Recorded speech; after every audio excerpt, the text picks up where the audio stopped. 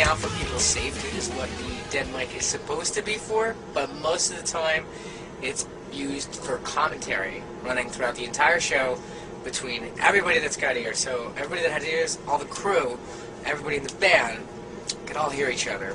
It's commentary. It's like a straight commentary. Hey, like, hey, did you see that move I just pulled off? Or something. It's a very effective way to stay communicating without like making these hand gestures where you're like, whatever that means. Like we don't. I have a couple of those for monitors. This is. I need more effects.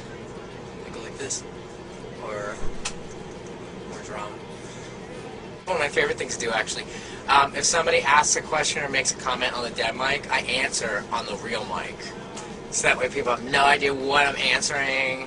And usually Ray will be like, that song was awesome on the dead mic, and then I'll say, you're right, that was awesome. And so everybody just thinks I'm talking to God. So that's what happens. It's pretty good. I think everybody knows that Frank is kind of like a little bit of a prankster. He likes to play jokes and whatnot. So this was actually the other night. We were playing in Chicago, and we were doing the show, and he comes over onto the dead mic, and he says, Gallagher was in the crowd. I don't know if anyone knows who Gallagher is, but he's this comedian who's known for smashing large fruit with a giant hammer. So I looked over, and it was just this whole ruse. Of course, he wasn't there, but I turn around and see Frank walking away with one of my beers that I keep on stage. And then it happened again. He then goes, I had seen Chris Angel in the back. I looked at this guy, it looked just like Chris Angel, so I'm keeping an eye on him while we're playing the show. And sure enough, Frank took another one of my beers. So that's kind of Frank's use. We use it for more technical things. We talk about like if our in-ears need help, or we maybe need a kick drum raised or a snare drum, and Frank just uses it to try to steal my alcoholic drinks. Man. There's this one time I asked for more backing vocals in my monitors, and I got them. It's crazy. Yeah, I was just like, can I get more vocals in my monitor? And then they appeared 1, 2, 3, 4 after that. Yeah. Start off by talking about how much fun that was to do. Oh man, it was a lot of fun to do that. I don't know that we knew for sure it was ever going to come out, or if we'd ever finish, or if we'd hit that next level. So, But why do you say that? Why was there doubt? I kind of felt like at times where we were making that, like when the Goonies come into the ship and they find when I really like he's just dead there, and there's all these, it's like it kind of felt like people were gonna like one day down the line walk into the studio and be like, whoa, they were trying to make this awesome record. Look at all the shit we found. Too bad they didn't make it out. You know what I mean?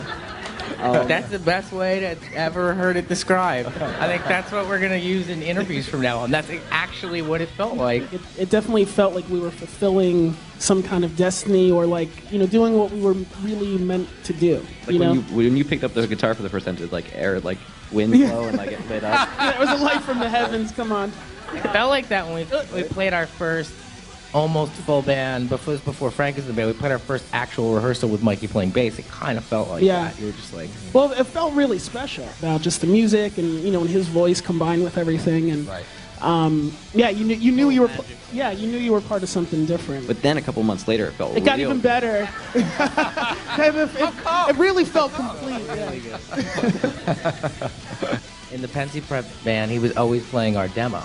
So he was the first person that really appreciated what we did, So when we needed somebody else, it was natural that like we turned to the only person we felt really got us. Yeah. That's funny because like when all you guys say, "Oh, I'm your biggest fan," that's not true. I was actually the first. So I know you're full of shit when you say it. Yeah. And they finished Vampires Will Never Hurt You, and that was the first song that you guys actually like really recorded, and it was like. You guys were so excited about it. Like, you were like, oh my God, you got to hear this song. And they would play it over and over again. And then after they played it, they would all high five each other. Like, look at that was awesome. Like, yeah, guys, that was really cool. We still do that. Yeah, that's true.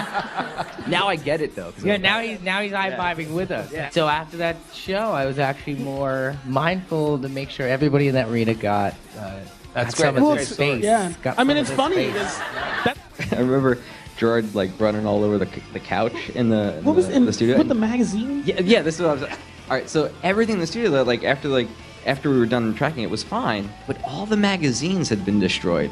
It was so weird. There was like nothing else was out of place, but every fucking magazine was just annihilated.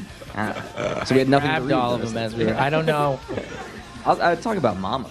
That was. That's a cool scene. What can I say? And know that there was a spot for another vocalist, a duet, if you know who would go really good here, Liza Minnelli. And then there was a snicker, like, ah, ha, ha, ha.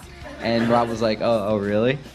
Because I think I can call her. But, like, you shut up, you can't call her. And he called her, and then, like, maybe 2 weeks later, we were in a studio. She did it via satellite kind of thing, and she called us babies. Yeah. Like, oh, so hey, nice. hey, my babies. Like that kind of. It was really great.